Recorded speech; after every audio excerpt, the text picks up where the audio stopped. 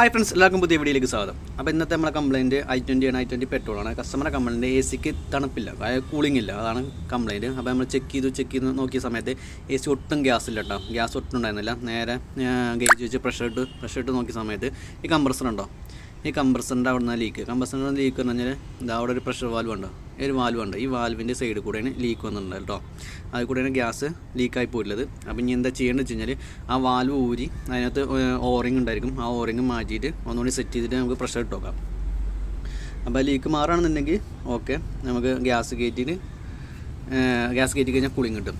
അപ്പം ഞാൻ എന്താ ചെയ്യേണ്ടത് വെച്ച് കഴിഞ്ഞാൽ ആ വാൽവ് അയക്കണമെന്നുണ്ടെങ്കിൽ അത് ആ ഒരു സർക്ലിപ്പ് ഉണ്ടല്ലോ, ആ സർക്ലിപ്പിൽ അഴിച്ചിട്ട് വേണം അത് എടുക്കാൻ കേട്ടോ. ആ ഒരു വാൽവാണ്. ആ ഒരു ഓറിങ് കംപ്ലയിൻ്റ് ആയി കഴിഞ്ഞാൽ കൂടെ ലീക്ക് വരാറുണ്ട്, സാധാരണ ലീക്ക് വരാറുണ്ട്. അപ്പോൾ നമ്മൾ ആ സർക്ലിപ്പ് എടുത്തുകൊണ്ടിരിക്കുകയാണ്. സർക്ലിപ്പ് ടയർ വെച്ചിട്ട് ആ ഒരു സർക്ലിപ്പ് അയച്ചെടുക്കുക. അതിന് ശേഷം ആ വാൽവ് താഴത്തേക്ക് എടുത്താൽ മതി കേട്ടോ. അപ്പോൾ അത് ചെയ്തുകൊണ്ടിരിക്കുകയാണ്. അപ്പോൾ നമ്മൾ സർക്കിൾ അയച്ചിട്ടുണ്ട്. ഇനി ആ വാൽവ് എടുക്കണമെന്നുണ്ടെങ്കിൽ കൈ കൊണ്ട് ചിലപ്പോൾ പോകില്ല കേട്ടോ. അപ്പോൾ ജസ്റ്റ് ഒരു കണക്ടർ വെച്ചിട്ട് ജസ്റ്റ് ഒന്ന് തിക്കി കൊടുത്തു കഴിഞ്ഞാൽ അത് നമുക്ക് താഴത്തേക്ക് എടുക്കാൻ പറ്റും. ജസ്റ്റ് അവിടെ ഒരു കണക്ടർ വെച്ചിട്ട് ജസ്റ്റ് ഒന്ന് തിക്കി കൊടുത്താൽ കേട്ടോ.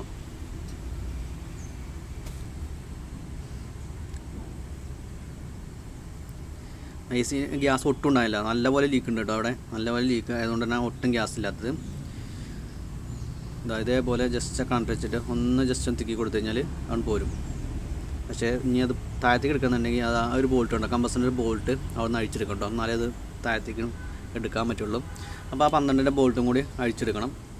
അപ്പോൾ ജസ്റ്റ് മുകളിലേക്ക് ഒന്നുകൂടി പ്രസ് ചെയ്ത് വെച്ചിട്ട് ആ 12ൻ്റെ ബോൾട്ടും കൂടി നമുക്ക് അഴിച്ചെടുക്കാം. അതിന് ശേഷമേ നമുക്ക് വാൽവ് പുറത്തേക്ക് എടുക്കാൻ പറ്റുള്ളൂ. അപ്പോൾ താഴത്തേക്ക് എടുക്കുന്ന സമയത്ത് ഒരു ഭാഗം ആ ബോൾട്ടിൽ തട്ടി നിൽക്കുകയാണ്. അപ്പോൾ നമ്മൾ ബോൾട്ട് അഴിച്ചിട്ടുണ്ട്. ബോൾട്ട് ഞാൻ ജസ്റ്റ് ഒന്ന് പുറത്തേക്ക് എടുത്താൽ മതി.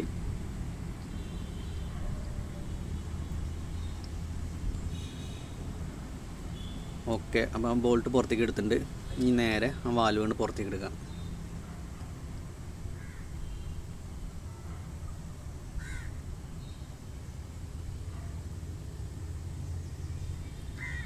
ഇതാണ് കേട്ടോ വാൽവ്.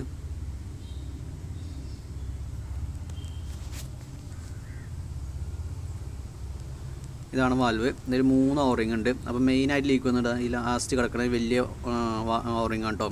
ആ റബ്ബറിൻ്റെ ഓറിങ്ങാണ് കംപ്ലയിൻ്റ് ആയിട്ടുള്ളത്. അപ്പോൾ അത് നമുക്ക് മാറ്റിയിട്ട് നോക്കണം. മാറ്റിയിട്ടിട്ട് ഒന്നുകൂടി പ്രഷർ കയറ്റിയിട്ട് ചെക്ക് കഴിഞ്ഞാൽ ഓക്കെ ആണെന്നുണ്ടെങ്കിൽ നമുക്ക് ഗ്യാസ് കയറും കേട്ടോ. അപ്പോൾ വാൽവ് മാറ്റിക്കൊണ്ടിരിക്കുകയാണ്. ഈ വാൽവ് മാറ്റിയിട്ട് വാൽവല്ല ഓറിങ് മാറ്റി പുതിയതിടണം.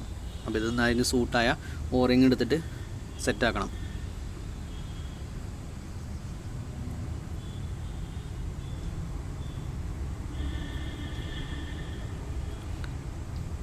എ സിൻ്റെ ഓറിങ്ങുകളെ പെട്ടിയുണ്ടോ, ഇതിൽ എല്ലാ സൈസിലും ഓറിങ്ങുകളുണ്ടായിരിക്കും. അപ്പോൾ അതിന് സൂട്ടായാലും ഒരു ഓറിങ് എടുത്തിട്ട്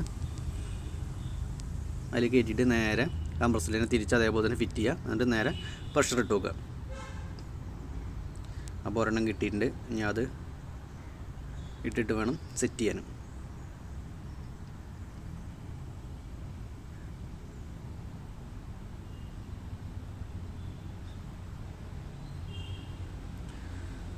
അപ്പോൾ ഓറിങ് ഇട്ടിട്ടുണ്ട്. ഇനി നേരെ കംപ്രസറിൽ കൊണ്ടുപോയി നമുക്ക് ഫിറ്റ് ചെയ്യാം.